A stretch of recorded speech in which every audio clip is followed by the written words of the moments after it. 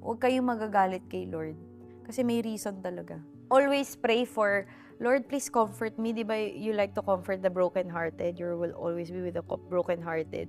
Yun lang yung i-pray nyo. Tsaka pag kami mga bad news na, Lord, be with me. Be with me. Yakapin mo ako the whole time na hindi ako masaktan, hindi ako madurog, hindi ako maloka dun sa mga nangyaring sitwasyon. Totoo yan. Sasamahan ka talaga niya. Kasi yun yung naramdaman ko eh. Huwag kayong magagalit kay Lord. Kasi may reason talaga. Always pray for, Lord, please comfort me. Di ba you like to comfort the brokenhearted? You will always be with the brokenhearted. Yun lang yung i-pray nyo. Tsaka pag kami mga bad news na, Lord, be with me. Be with me. Yakapin mo ako the whole time na hindi ako masaktan, hindi ako madurog, hindi ako maloka dun sa mga nangyaring sitwasyon. Totoo yan. Sasamahan ka talaga niya. Kasi yun yung naramdaman ko eh.